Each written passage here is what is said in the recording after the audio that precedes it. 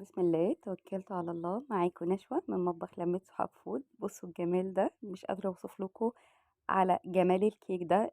بصي كيكة البرتقال دي حاجة ما شاء الله، ولا حول ولا قوة الا بالله. خيال طعمها حلو قوي. الحقي بسرعة قبل ما البرتقال يخلص من السيزون بتاعه يخلص. الحقي بسرعة خزني القشر، يعني نشفيه وطحنيه عشان تعملي كيكة برتقال على طول. تمام. الطريقة والمقادير معتمدة ان شاء الله بإذن الله، جدا جدا جدا. وخيال هشة فوق ما تتخيلي. والصوص اللي انا عملته ده رائع، حاجة حلوة قوي قوي قوي برضو بالبرتقال. يعني بصي كل المقادير سهلة، كل المقادير بسيطة، ما تقلقيش من أي حاجة. وابدأي على المقادير دي إن شاء الله بتطلعيها حاجة خيال، حاجة واو يعني. نبدأ بقى في المقادير. معايا كوباية سكر، مش كوباية سكر حبيبات، عادي خالص. كوباية عصير برتقال، العصير عصير برتقال فريش، يعني احنا مش مزودينه مية. 3 بيضات، وانا حاطه عليهم الفانيليا، كل بيضة عليها باكت فانيليا. كوباية الا ربع زيت، معلقتين كبار سمنة بلدي. باكت بيكنج باودر، بشر برتقال، فنجان صغير جدا لبن دافي، فنجان صغير جدا لبن دافي. تمام. بشر البرتقال على حسب ما انت عايزة. هنزل بكوباية الدقيق، عليها 3 بيضات، وعليهم 3 باكت فانيليا. ما عندكيش اللي هو الباكت فانيليا ده تمام، استعملي معلقة فانيليا كبيرة.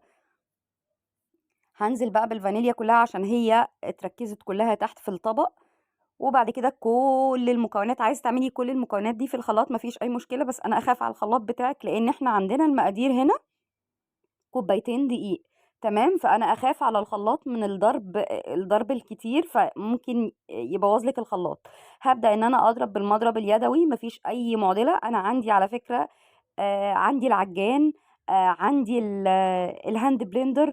يعني الحمد لله، بس انا بوريكي ابسط ابسط مما يمكن. يعني انا كانت امي الله يرحمها كانت بتعمل الكيك، وكان بيطلع لنا احلى كيك في الدنيا. كانت بتعمله بايديها والله. ما تصعبوا عليك الدنيا خالص، يعني كل حاجة هتبقى سهلة ان شاء الله بإذن الله في ايديكم. بقعد اضرب البيض مع السكر لغاية ما يبقوا شوية السكر اختفى بتاعي، ويديني قوام كريمي شوية. بعد كده نزلنا بكوباية الا ربع زيت، عليها معلقتين كبار سمنة بلدي. ما عندكيش سمنة بلدي اكتفي.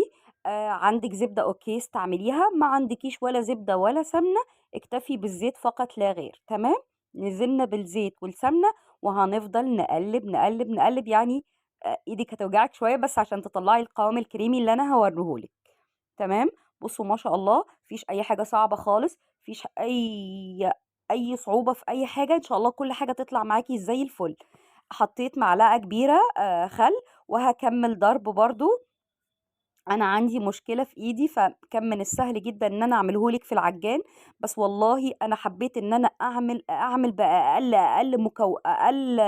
امكانيات عند اي بيت، عشان اوريكي ان الحاجه مش صعبه خالص. تمام. بدات ان انا اضرب، بصي ما شاء الله القوام بقى يجنن. هنزل بقى بالكوبايه العسل بتاعتنا دي اللي هي المكون الاساسي. كوبايه العصير البرتقال مركز، انا عصراه في اللي هي العصاره العاديه، عشان انا مش عايزه فيه ميه خالص، فانا عايزاه بيور. فعصرت يعني في حدود، هقول لك يعني ممكن كوبايه كبيره تعمل لك 4 برتقانات كبار كده حلوين. نزلت ببشر البرتقال، وبعد كده هقلب كويس جدا. انا بوريكي بقول لك اللبن ده انا هخليه، هقول لك هنحتاجه امتى. تمام. بدأت ان انا اضرب، هوريكي برضو انا هحتاج الفنجان الصغير اللبن ده امتى. حطيت باكت البيكنج باودر على كوبايتين دقيق، لازم يكونوا منخولين. لازم كل المكونات اللي انت هتستعمليها في الكيك بتاعك لازم تكون كلها في درجة حرارة المطبخ. تمام. ولازم يكون الدقيق منخول، والدقيق يكون دقيق كب كيك او كيك بيديكي قوام رائع. ما عندكيش برضو استعملي اللي هو الدقيق العادي لجميع الاستخدامات. تمام. بس كل ما خليتي الدقيق عندك الخامة بتاعته عالية، كل ما هيطلع لك كيك ممتاز. نزلت بقى بالدقيق، وهفضل ان انا برضو اضرب اضرب اضرب اضرب اضرب لغاية ما هوريكي القوام بتاعه اللي يجنن. نزلت بقى بفنجان الصغير اللي هو اللبن، لبن دافي، وهبدأ ان انا اكمل ضرب. بصي بقى يا ستي، اللبن ده لبن حليب، انا كنت غلياه وبعد كده سبته يبرد. فخدت اللي هو الفنجان الصغير بتاع اللبن ده، واخدت معاه حتة وش القشطة بتاعة اللبن كده، هتديني جمال جمال لا يوصف. بصي ما شاء الله القوام بتاعها يجنن، هو ده القوام اللي انا عايزاه، تحفة رائع.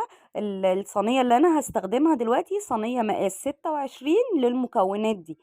خلاص، 26 صينية، 26 هكون مبطناها دهناها زيت، سوري، دهناها سمنة، وهبطنها بدقيق وبس. على كده مفيش اي حاجة صعبة معايا لغاية دلوقتي، مفيش اي حاجة صعبة خالص، وانا ماشية المكونات بالراحة واحدة واحدة. الفيديو طويل بالنسبة لك بس والله عشان اوريكي ان مفيش حاجة صعبة خالص. بصي ما شاء الله القوام يجنن، تحفة. ده كله على ايدينا، ولا احتاجنا هاند بلندر، ولا احتاجنا عجان، ولا احتاجنا مضرب كهربائي.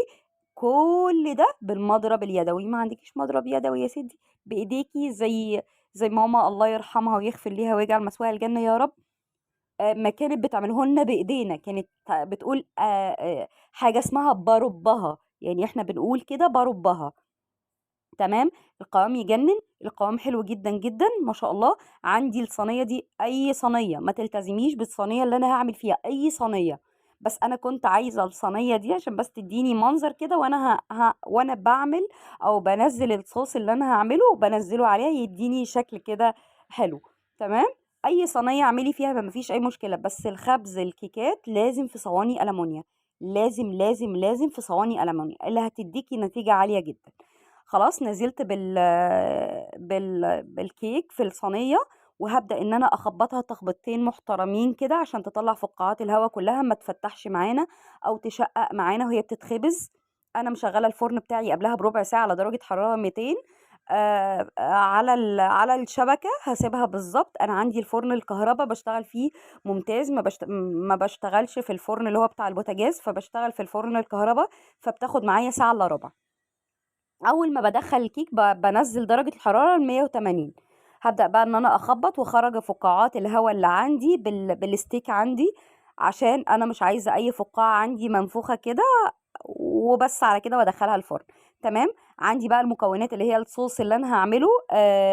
دي نوتيلا بيضة، ما عندكيش نوتيلا بيضة هقولك تستخدمي ايه بدلها.